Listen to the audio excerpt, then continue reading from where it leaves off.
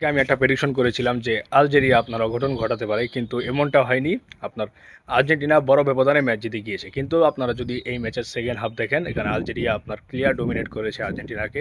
যদিও আর্জেন্টিনা একটা গোল দিয়েছে, কিন্তু আপনার রেজাল্টটা এরকম হওয়ার কথা ছিল না। আর আর্জেন্টিনার জন্য একটা অ্যালার্মিং বিষয় হচ্ছে আপনার লিওনেল মেসি সেই 3টা গোল করেছে, আর তাদের যে অন্যান্য প্লেয়ার যারা রয়েছে সেই একই টাইপ আপনার গোল দিতে পারছে না। লাউতারো মার্টিনেজ আপনার ওই রকম কোনো আপনার সুযোগই তৈরি করতে পারেনি এই আজকের ম্যাচে।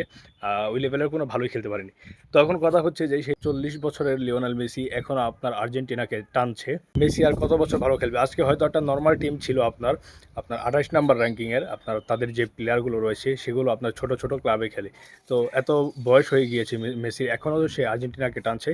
অন্য প্লেয়ারদের থেকে এরকম সাপোর্টই দেখছি না, আর অন্য প্লেয়ারও ওইভাবে আপনার অ্যাটাকও করতে পারছে না, অ্যাটাক ক্রিয়েটও করতে পারছে না। এই এখনও লিওনেল মেসি ভালো খেলছে। তো মেসি যদি একটু বড় টিমের সাথে খেলা হয়, তখন হয়তো বা ফিজিক্যালি সে পেরে উঠবে না।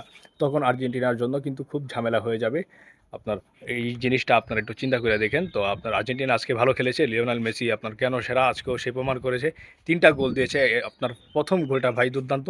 আপনার অন্য সব প্লেয়ার হলে ব্যাক পাস দিয়ে দিত, পিছে পাস দিয়ে দিত। আপনার মেসি, সেখানে মেসি ছিল দেখেই আপনার শটটা করেছে এবং দুর্দান্ত একটা গোল হয়েছে। এই ওয়ার্ল্ড কাপের আমার মনে হয় ওয়ান অফ দ্য বেস্ট গোল এটা হয়ে থাকবে। আপনারা কি মনে করছেন? আপনাদের মন্তব্য মতামত কমেন্ট বক্সে জানিয়ে দিতে পারেন। ভালো থাকবেন, সুস্থ থাকবেন, ধন্যবাদ সবাইকে।